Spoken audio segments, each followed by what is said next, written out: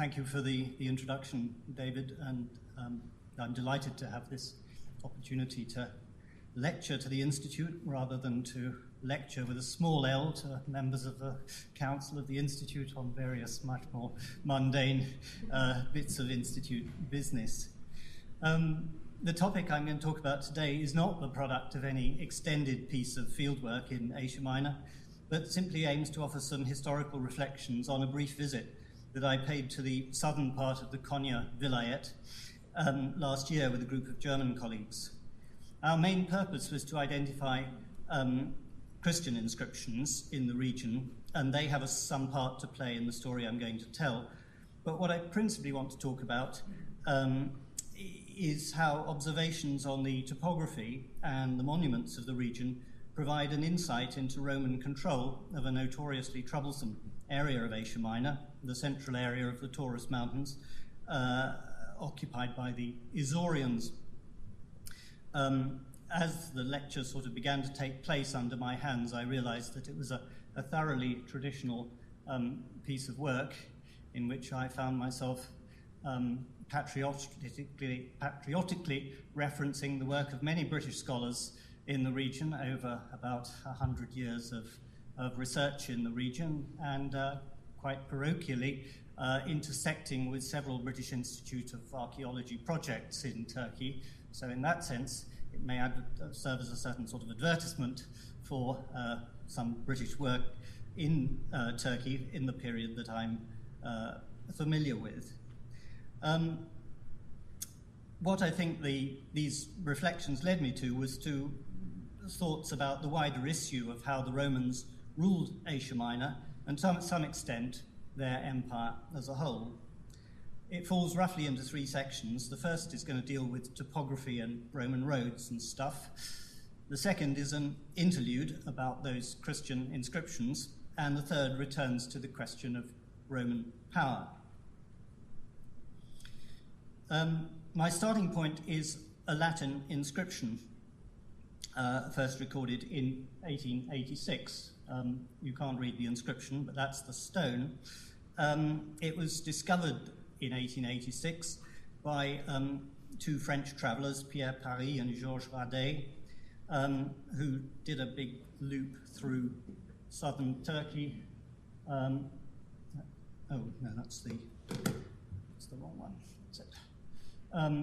They, remembering which order they went in, they started in Antalya and did a big loop through the Taurus Mountains up to Kayseri eventually, and then back to Mersin.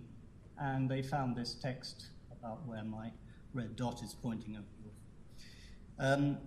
Within a month of their visit and their rather imperfect copy of this text, a much better copy was made by one of the great epigraphic travelers in Asia Minor, J.R.S. Sterrett, an American, in the course of his Wolf expedition, named after the donor of the money that funded his travels.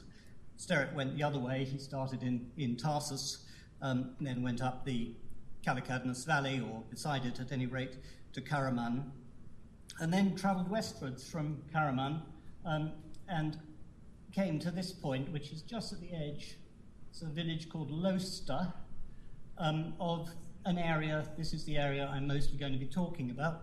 This is the area of Isauria, and that map prepared by Henry Kiepert, following the notes and observations made by Sterrett, is still just about as good a map of the region as you will find anywhere. A wonderful piece of early cartography.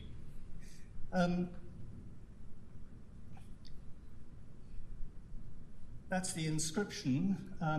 Seems to have been missed by the travellers since, but it's still there where they said it was, outside the enclosure wall of the mosque. And I've given you a sort of Latin text alongside the barely legible stone itself. For the Emperor Marcus Antonius Gordianus Augustus, father of the fatherland, then the province Isauria, somewhat garbled the last line. So this gives me a starting point. This is a dedication to the reigning Roman Emperor Gordian, 238 to 244 AD, set up by the Roman province of Isauria. In this place, which now bears the name Ankara, the village where the spring pours out, or the water pours out, I suppose, but then known by the name Loster. There was an ancient settlement at Loster. This, in fact, is a little Byzantine building, but it wasn't a city. And it was also, as we'll come to see later, a place where there was a substantial military garrison based. The stone itself is a tall, rather crude limestone stele with a broad base, which might have been set in a podium, and then the inscribed bit is slightly broader than the rest. It's like a sort of panel set on a shaft. It's not cylindrical, so it's not a Roman milestone, but it is relevant that this place, Loster, was situated on a Roman road which ran through the country from northwest to southeast. The next major village to the southeast of Loster is called today Yollarbaşı, but it was formerly called Ilisira. That was ancient Ilistra, one of the 7 towns that during the 2nd and 3rd centuries AD made up the community of Isauria's neighbouring province, Lycaonia, around its capital at Karaman. I'm tempted to think that the Loster stele was in fact a boundary marker separating Lycaonia to the east from Isauria to the west.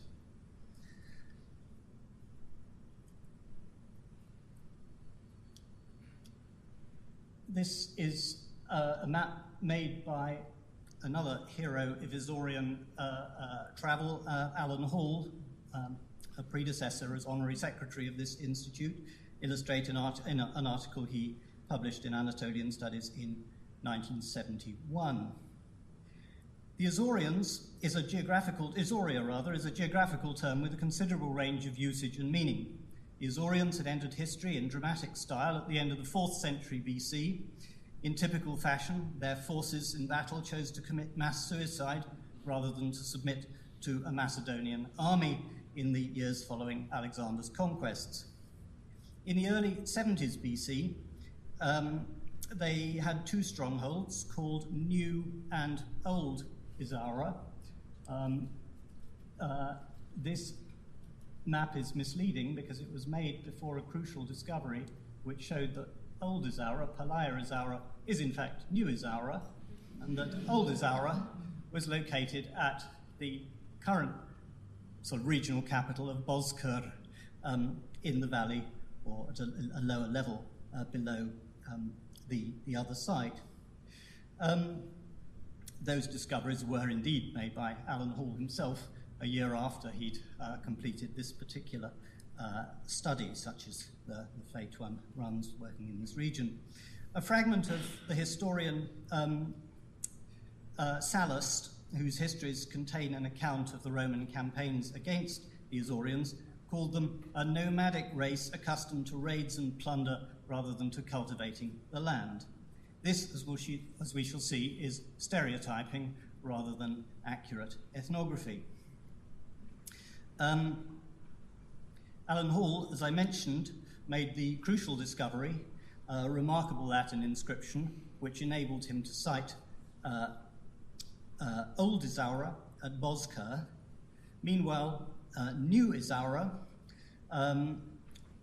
was taken over in the 30s BC by a powerful regional king, the Galatian Amyntas, and he rebuilt the fortifications there, which should be identified with this powerful Hellenistic and later Roman city on the hill of Zengibar Kalesi. This is Zengibar Kalesi with remains on the top viewed from the north. And these, I'm afraid I pinched these from the internet, they're not my photographs, some of the late Hellenistic fortifications of this important city, the center of the Isaurians. All the Topographical indications connected with Isaurian history up to the point indicate that Isaurian territory lay in the region south of Konya, west of Karaman, around the two strongholds at Bozkır and Zengibar Kalesi. The Isaurians thus occupied a central position in the main range of the Taurus Mountains across southern Turkey.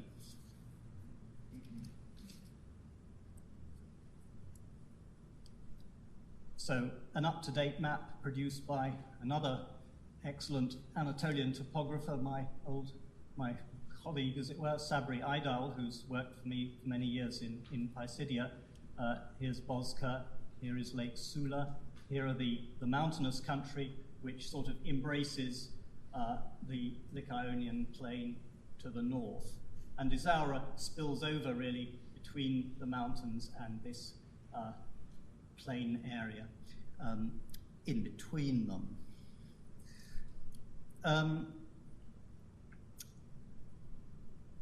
This original Isaurian heartland is the area I'm going to focus on for most of this lecture, although I will try to provide a wider geographical context which is important for understanding how, as it were, it works within Asia Minor's historical topography. It's a region which might conventionally, although quite misleadingly, be called off the beaten track. Now, as in antiquity, there are no major towns or cities. The Taurus Mountains skirt the southern and western flank of the lowlands, but were themselves part of Isaurian territory. Inner Isauria, you might call it, this region down here. To the west is Sulagöl, the ancient Lake Trogitis. The Çarşamba River flows eastwards from Sulagöl through a valley between the mountain ranges and out into the Konya plain, where it eventually drains internally into the plain east of Çumra. That's a view of the Lycaonian, the plain topography, with the mountains skirting it at the south on the edge. And here's the Çarşamba River at the old bridge at Dineksaray, one of the villages of this Isaurian area. This major watercourse has been exploited through canalization, irrigation projects, dam projects since the early 20th century, and as I say, it eventually drains eastward into the Konya plain east of Çumra. Now, I've already mentioned a number of place names, usually in older and newer forms. Akarköy is Loster, Yolarbasha, Ilistra, and so forth.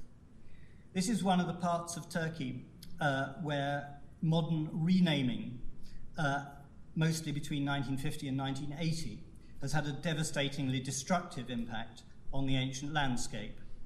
The map of Isauria is studied with the names of its ancient towns and villages.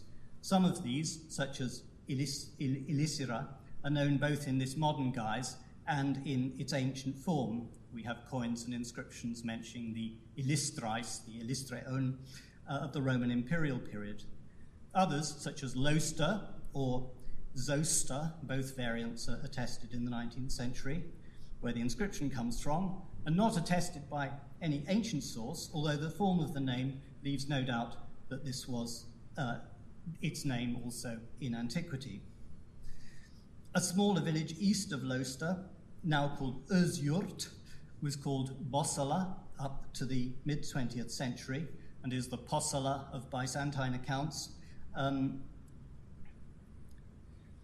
This is the site known locally as Güdelisin Harabeleri, whose name confirms that it should be identified with the ancient Codilessus.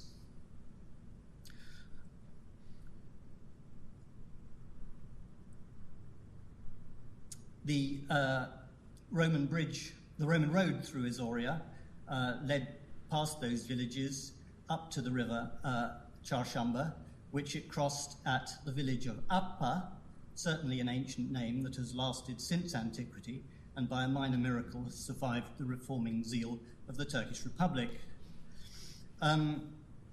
Two large sites heavily productive of inscriptions, respectively south and north of the river, were Dorla, this is the site of Dorla, now rechristened Idomush, and Dinorna, both clearly ancient toponyms.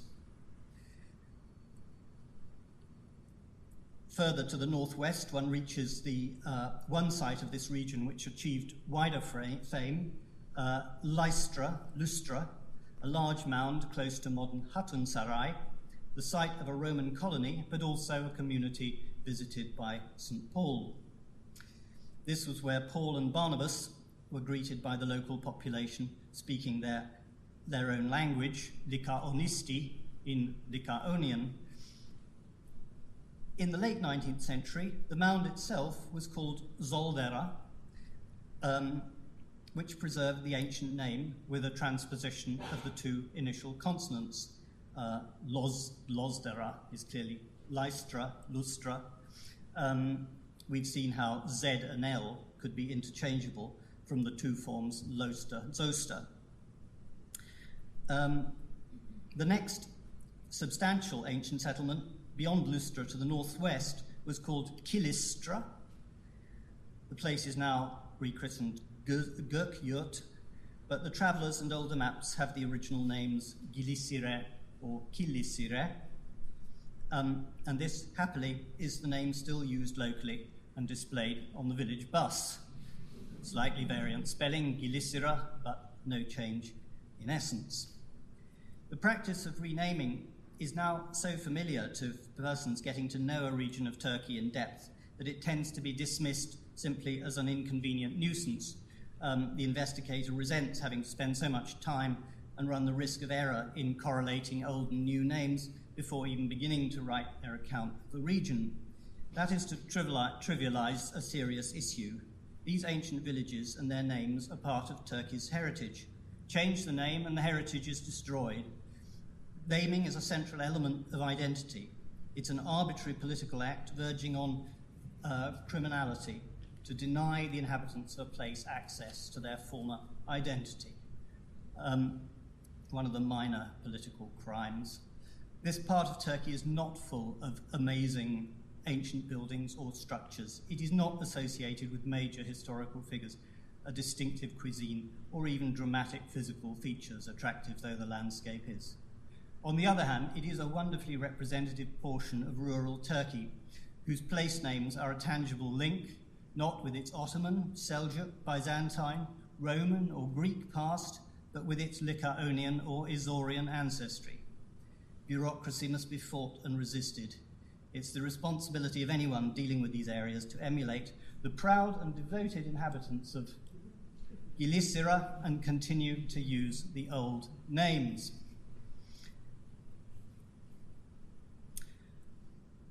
While the names attest an indigenous population with a long continuity of settlement, note the contrast with Sallust's stereotyping of the Isaurians as nomads, the region was directly and profoundly affected by Roman control after the conquests of the Emperor Augustus and his generals. Roads were crucial. Here are the reflections of another famous traveller in Asia Minor, Gertrude Bell, from a letter written from this very region beside Lake Baisha here in 1907. She wrote, "The Roman roads make a deep impression on one's mind. They impressed the country itself. They implied a great domination. They tell of a people that overcame the universal stagnation." I have to say the sentence is preceded by a rather politically incorrect passage about, as it were, Oriental manners that she encountered, but I suppress that in my citation. Roads were a means of defining provincial territory and of containing mountain zones. The two illustrations are of milestones found in a road on the Via Sebaste, the Augustan road, of which more shortly. Roads were a way of making a province, or indeed a whole continent, as we will see, Roman. We can follow the development of direct Roman rule as it spread from west to east, precisely by observing how and when the roads were built. the western Anatolian province of Asia. These two maps are not quite at the same scale, but I'll try and orient you on them. This, of course, is a sort of outline of western Turkey with a Roman road built at the beginning when this first became a Roman province from northwest to southeast, roughly from Pergamon to Side, thus articulating the province in a way that will become familiar.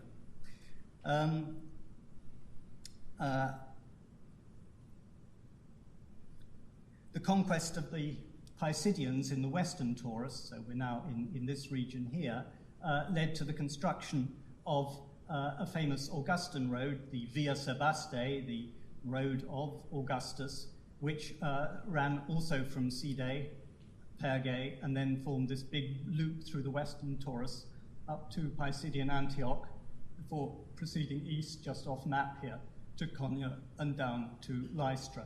And that, in fact, is this. It ran over the same course as the Asian road for the first part of the course in the south. So we can see, as it were, Roman control spreading eastwards, southeastwards in this case.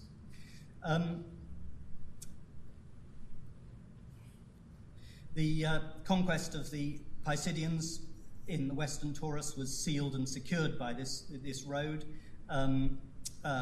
which runs from Perge in Pamphylia through the Taurus passes. This is the Döşeme-Boğaz pass, the western Taurus pass, an exceptionally well-preserved section of this route.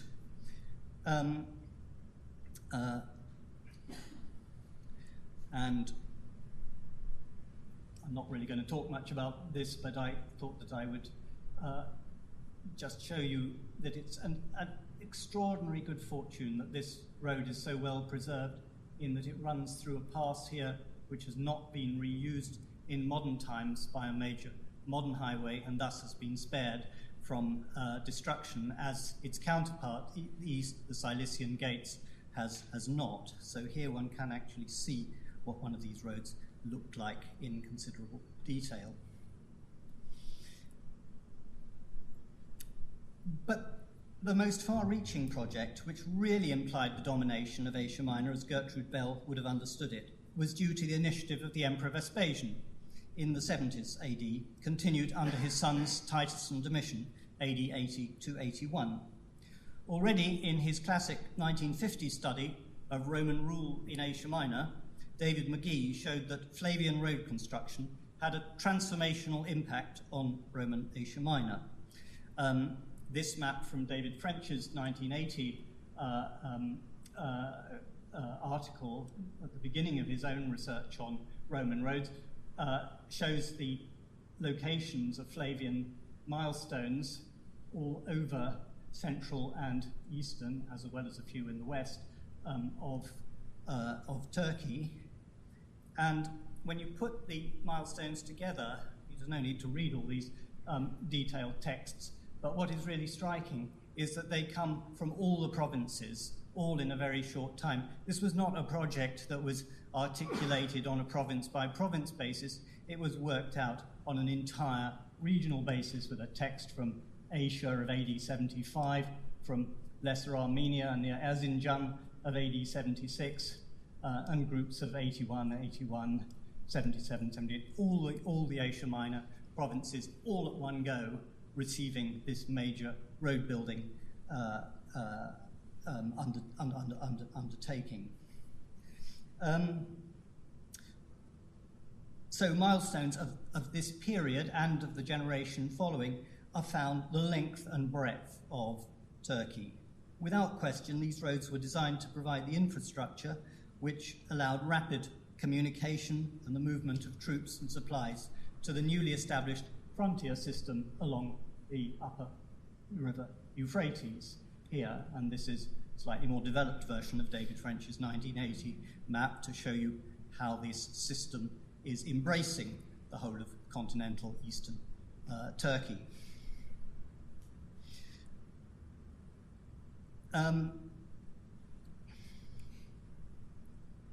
Discoveries made since McGee's 1950 study confirm his conclusions and allow them to be expanded. Among the most crucial of David French's milestone discoveries have been a Flavian text found at Sakaltutan on the major road which ran through Cappadocia between Kayseri and Malatya, thus confirming that this road, which he'd hypothesized in 1980, was genuinely a Flavian construction. It's fitting to note that the third fascicle of David French's online publication of the Roman roads and milestones of Asia Minor, containing over 160 texts and over 400 pages long, dealing just with Cappadocia, appeared just this week on the BIA website. In our region, to get back to Isauria, McGee was able to record one Flavian milestone. I show it here in David French's online edition. Don't need to dwell too long on this. A text that was only seen by Sir William Ramsay at the beginning of the 20th century and has since disappeared, but the essence of it is not in any question.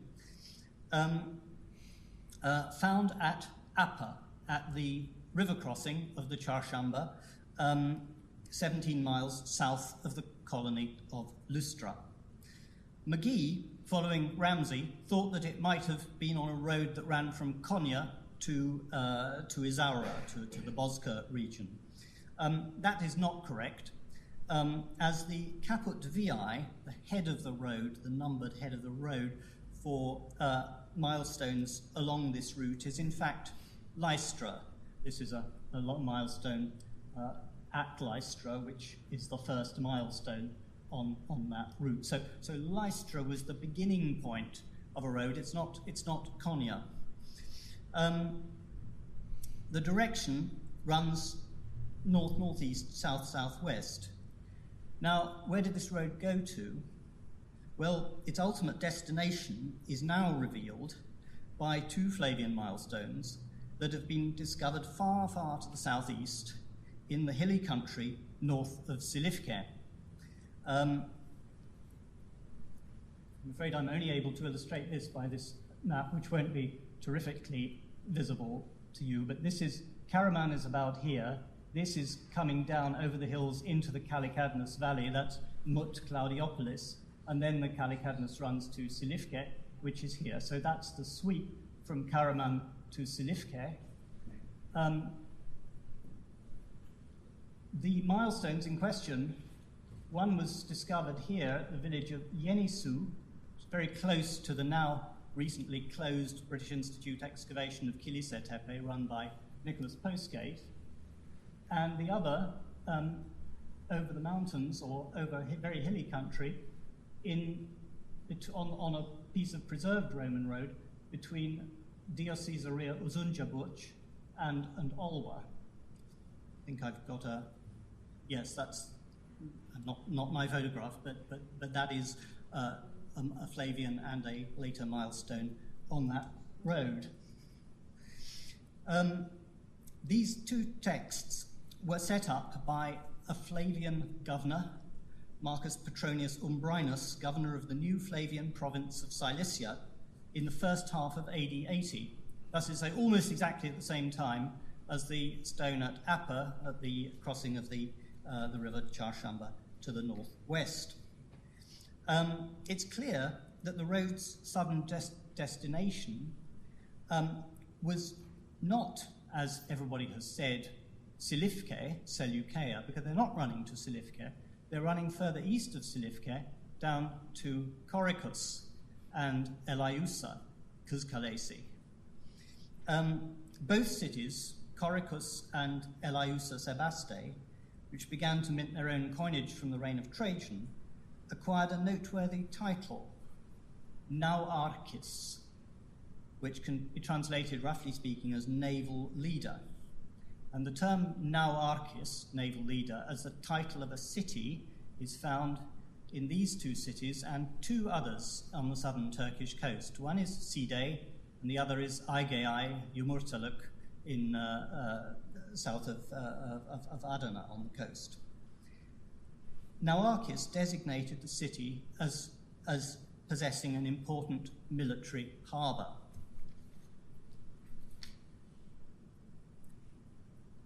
So what we're seeing is that the Taurus Mountains were crossed by three routes. The Dershima-Boaz route into Pamphylia in the west, the Cilician Gates route, which came down to Tarsus in the east into level Isauria, but also by this Lycaonian route, which ran through down to Korikos and Eleusa here on the Cilician coast.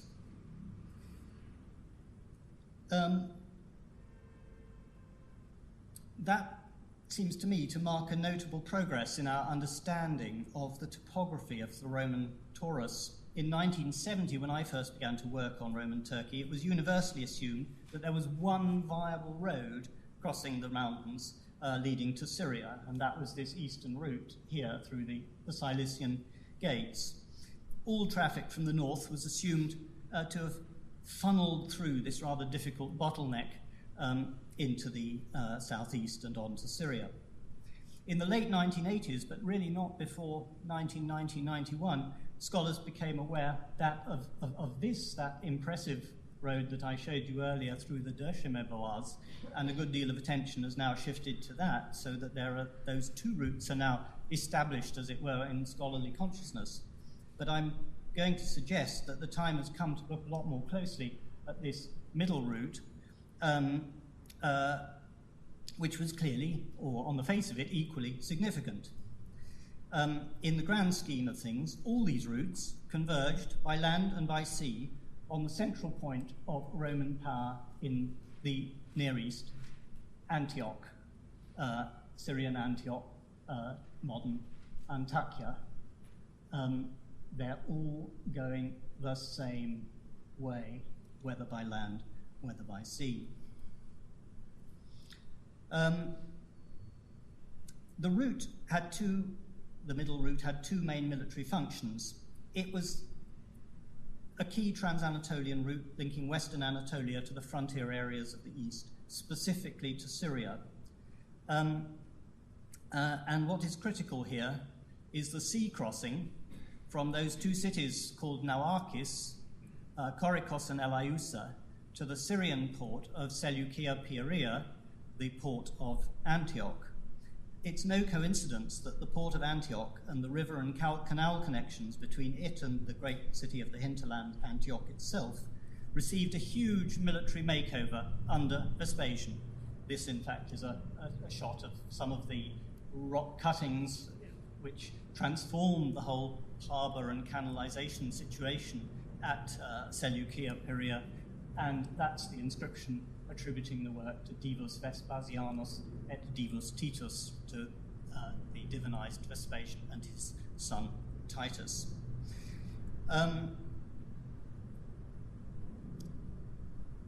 So one thing this road is doing is providing fast and direct access with integrated land and sea crossings from central Turkey to Antioch in Syria. So Isauria is not off the beaten track. It's going to be trampled by the passing trud of many legions, horses, and others on other forms of business. The new road, however, also served another function. As we will see, it was heavily patrolled by Roman soldiers, and it formed the northern frontier between the central Anatolian plateau and the Isaurian mountains. The precisely dated milestones show that it was an essential part of Vespasian's plan to assert and thereby to redefine Roman power in Asia Minor, as direct rule now extended beyond central Turkey to the Euphrates frontier. Okay, so I'll give you a rest from topography for a bit and turn to Christians. I want to explore the question of how Roman power was exercised against Isauria in the last part of this lecture, but first of all, indulge me in this digression. Roads which were built for military and strategic purposes now also enabled the movement of people and ideas. the most important new idea that Roman rule and Roman roads brought to Asia Minor was an inadvertent import, Christianity, the most successful of all Roman religions, as it has ironically but also accurately been labelled.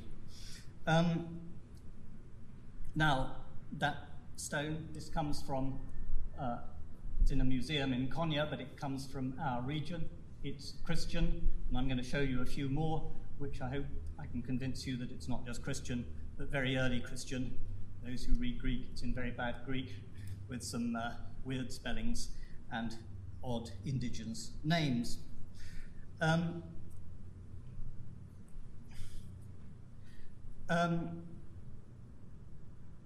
St. Paul certainly used the Roman road system for his own journeys.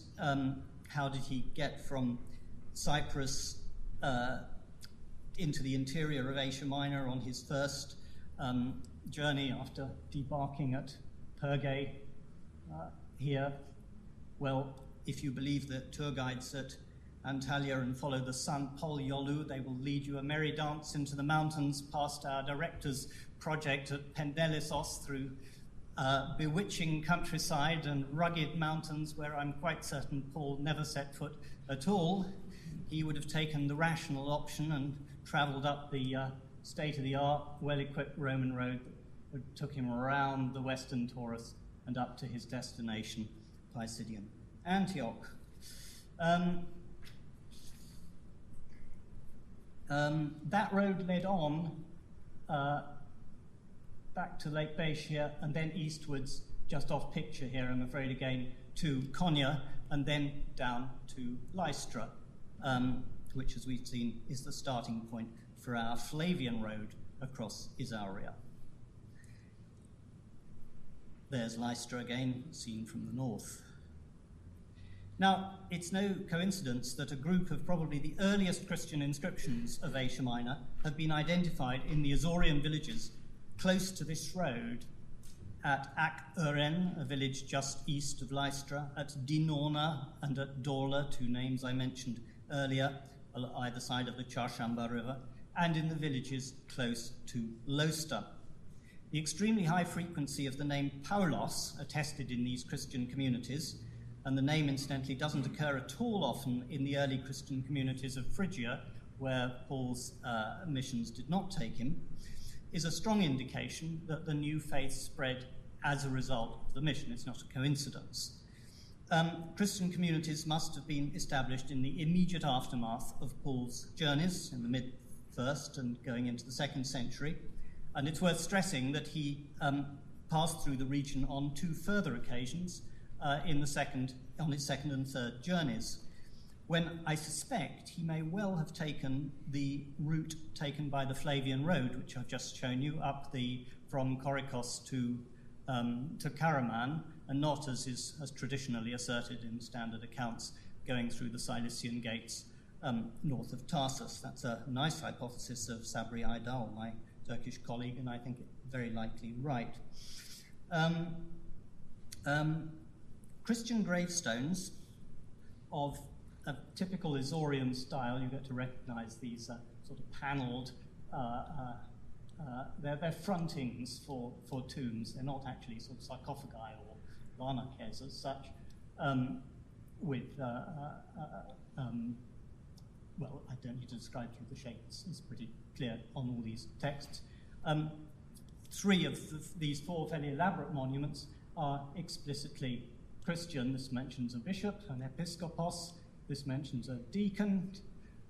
This one is the one which mentions a prosbyteron, a presbyter, a priest. This one is apparently not Christian, but it shows a mounted horseman who is also distinctive for the region. All very much of a piece. And all, I think, certainly to be dated before the end of the 2nd century AD, because almost none of the persons present on any of these inscriptions carry the telltale Aurelius name, given only after AD 212. So I think I'd place most of them between 150 and 200. The early date is confirmed by aspects of the iconography. These are simpler texts, but they're also all Christian. As you can see, they carry crosses, and in one case a cross with two fish, just to make sure you got the message.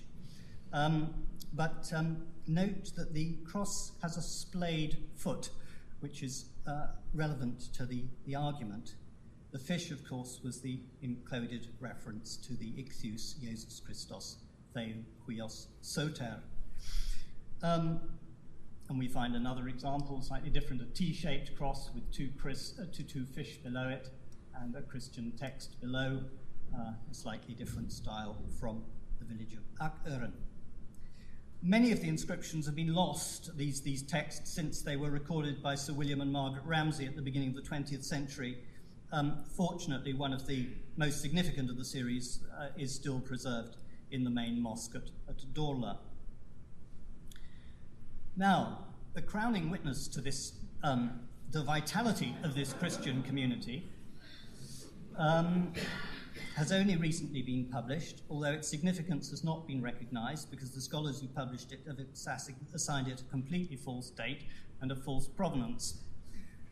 This large slab from the front part of another grave monument for a certain Paulos and Mythios, set up by Tar, a laconic name, displaying a cross in a wreath, of which more anon, two smaller fishes, and a large fish swallowing a man, which is explicitly identified as Jonah and the Katos. There's the Katos ke Ionas. I'm labelling the familiar scene of Jonah and the whale, is now on display in Konya Museum. The two earlier publications have simply got it completely wrong. Previously, the find spot has been given as Beyşehir on the lake, the town and lake west of Konya, although stylistically the monument has no parallels in that area, and both the characteristics of the inscription, which is in this rather doggerel, to us as it were, misspelt Greek, and the decoration have clear parallels with the Isaurian group. When I pressed the staff of Konya Museum to tell me where it came from, I was given a very different answer, that it comes from a village called Çukurkavak, a village immediately south of the Çarşamba River, just close to the Apa River crossing. Indeed, it was brought there to Konya in 1985 by one of my own former temsilcis, Lütfü Ernel. So, this stone comes from the Isaurian heartland, as its general appearance already indicates. The first editor thought it belonged to the 5th century AD. The French epigrapher Denis Faysel placed it in the 3rd or 4th century on the basis of letter forms and the conventional epigraphic formulae. In fact, I think the stone should clearly be assigned in the series of Christian monuments of the pre-Aurelius period, before AD 212, probably towards the end of the 2nd century AD. The iconography is astonishing. The Jonah story was already interpreted by Christians of the 2nd century as symbolic of the resurrection. Not much, but it is in the Christian texts of that period. The representation of the smaller fishes is already familiar in Christian iconography of Rome, for instance, in the 3rd and possibly the 2nd century AD. But what is really remarkable is the depiction of the unmistakably anthropomorphic cross in a wreath, i.e. a depiction of the crucifixion as a symbol of Christian triumph. There's surely an anthropomorphic cross and a wreath. Notice in particular the splayed feet of the cross, as we found them on the smaller imitations from the region. A feature that we see in these more schematic versions. As far as I know, the Çukurkavak gravestone is the earliest artistic representation of the crucifixion, not merely of a cross, but of Christ crucified, that exists. The splayed feet of the cross were at this date integral to the iconography and reproduced elsewhere. and thus reproduced. By the 3rd century AD, the style was overtaken by the conventional Latin cross, which we're more familiar with. But this unique crucifixion scene, on which I'm certainly not qualified to comment at more length in terms of art history and religious history and so forth, but is another argument for the early dating of these stones. So, if nothing else, remember you've seen the earliest representation of the crucifixion in this lecture.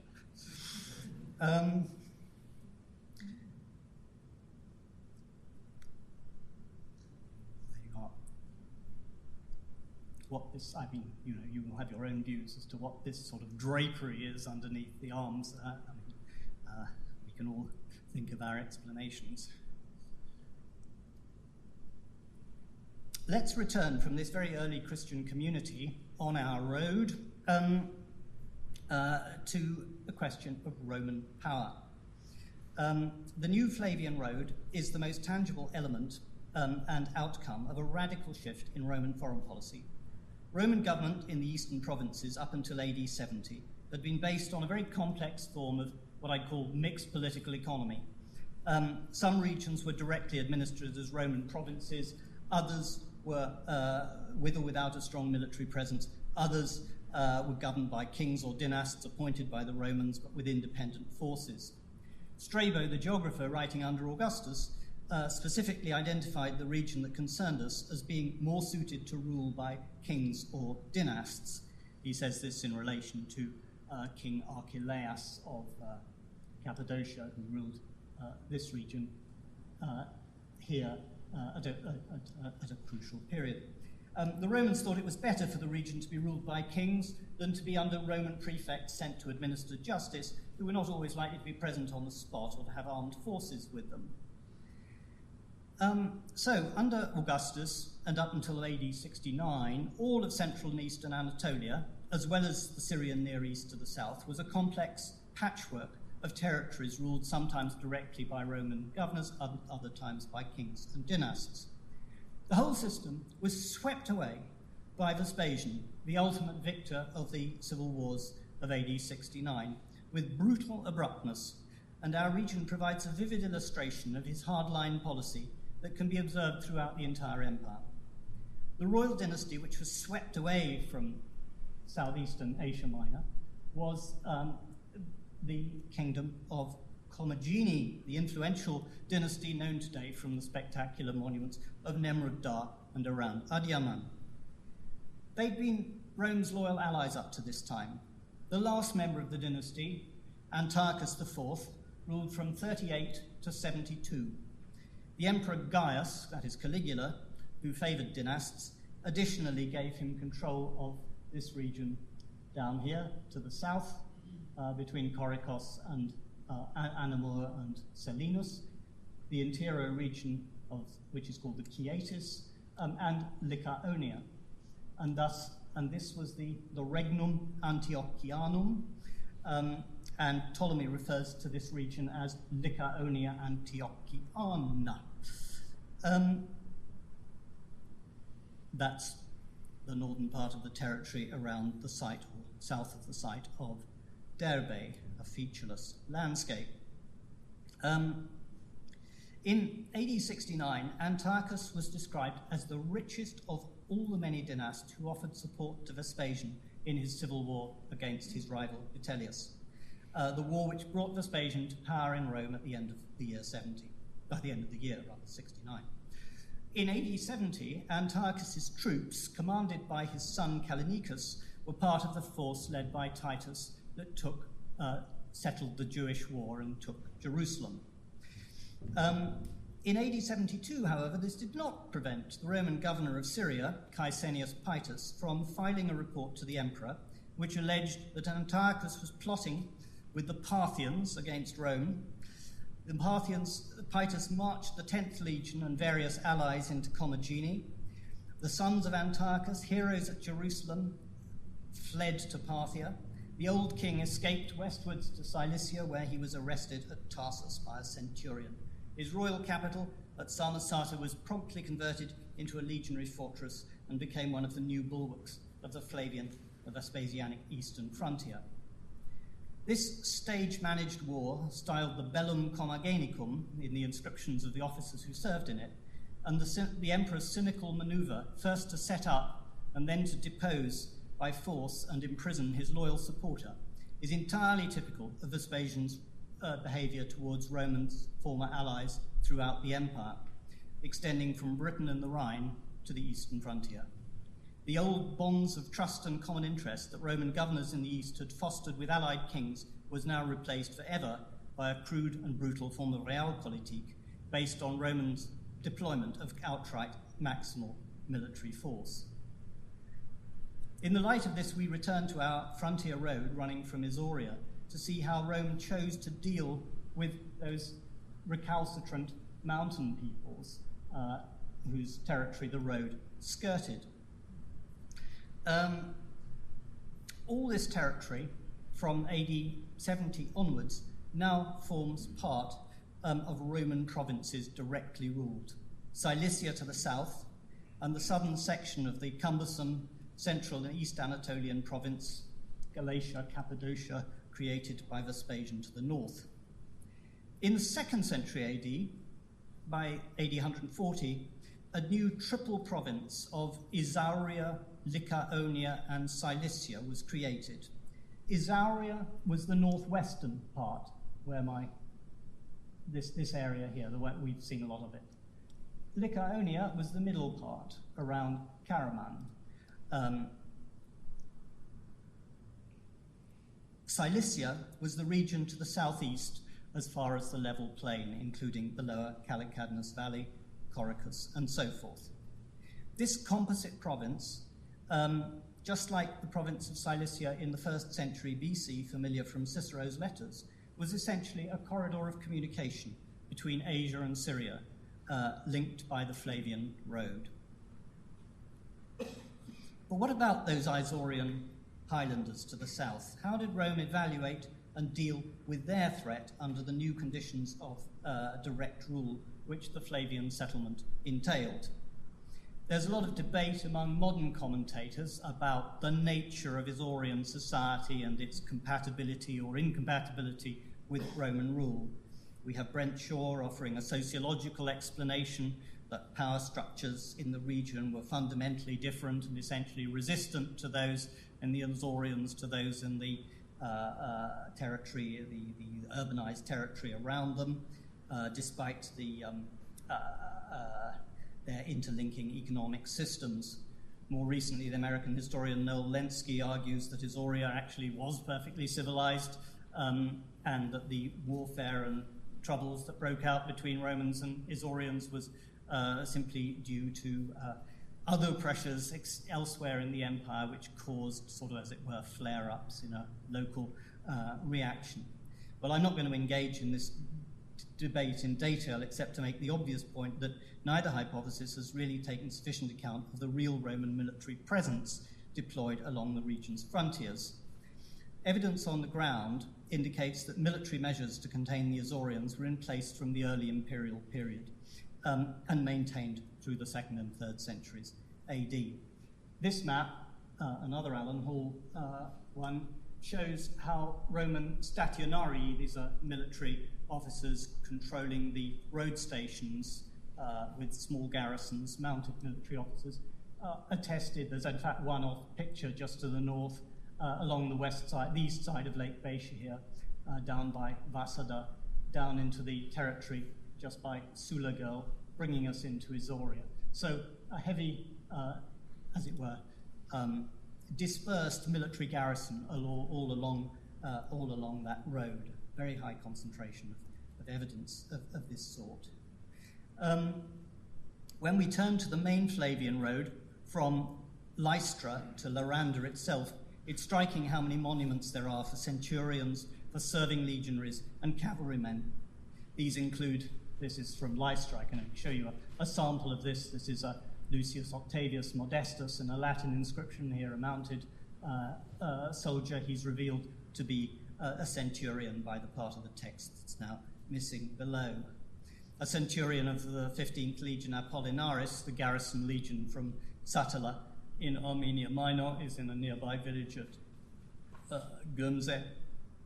and there are serving soldiers at Ankara, as well as a stationarius at Karahuyuk. So very obvious concentration. I suspect that Lystra itself was the main focal point of the garrison. Similarly, at the other end, at the southeast corner of this road, you go down to Lowster, and there you find this text. I think it's an unpublished bilingual Latin-Greek dedication to Jupiter Optimus Maximus, or Zeus Soter, set up by Caius Annius Maximus, a centurion of the legion that was normally stationed at Samosata on the Euphrates frontier.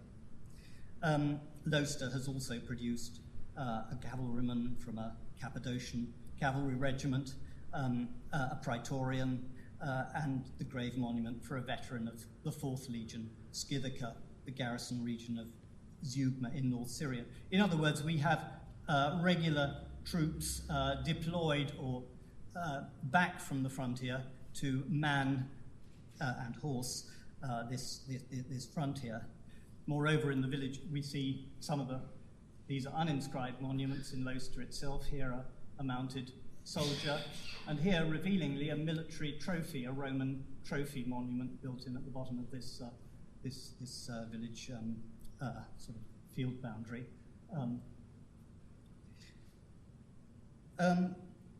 Similar grave reliefs have been found. This is from Laranda itself, another mounted soldier identified in the unreadable inscription above.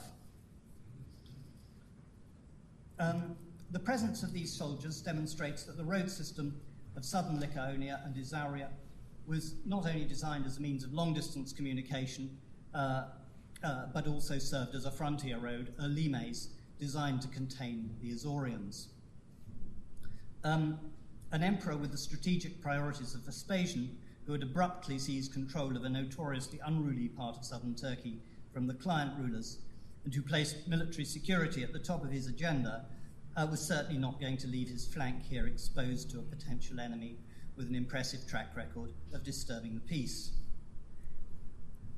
The frontier was garrisoned not by massive concentrations of legionary force, which would have been ineffective in the mountain terrain, but by mobile garrisons of cavalry drawn from the legions of the Euphrates and the auxiliary units of the Euphrates frontier, commanded on the spot by legionary centurions. The late Roman historian Ammianus included 3 accounts of Isaurian warfare in the mid-4th century. His description of the campaign of 354 refers to Roman cavalry cohorts in the rich villages near Laranda. Those are the exact counterpart of the troops attested by the 2nd and 3rd century inscriptions. The men of the mountains were kept in place by substantial garrisons in the larger coastal cities to the south, and by a permanent military presence along the northern edge of the Taurus. In the middle and later 4th century, as a result of the campaigns described by Ammianus, Roman control was further tightened when fortifications along a route that transected the region were built from north to south.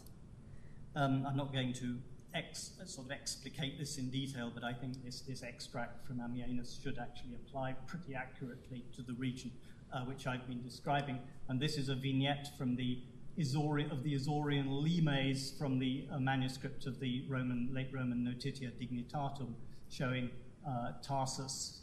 You imagine that's the south, and this is the north, the Taurus Mountains, and here the fortified limes running either through or north of the mountains, admirably corresponding with what we learn from both on the ground and from Ammianus.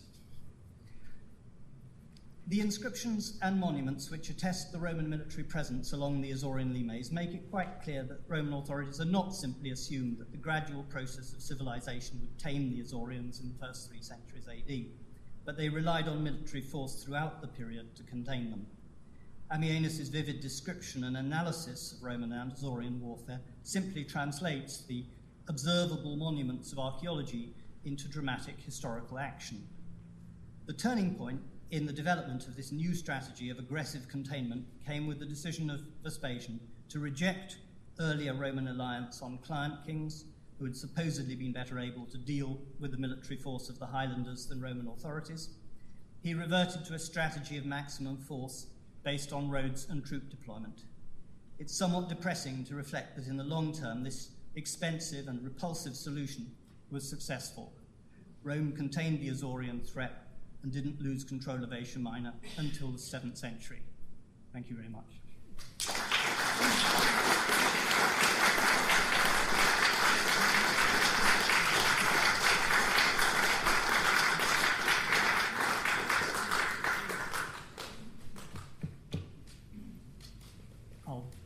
If there are questions, I'll deal with them if I can.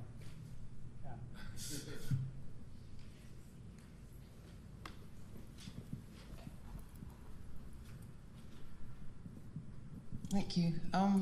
Thanks, Stephen. That was wonderful and particularly interesting. I was down there recently with Scott Redford. We were actually looking for Evliya Çelebi's route through that area, more or less. And I'm interested in Gargara. Is that part of your limes or not? Gargara, Güzelyurt,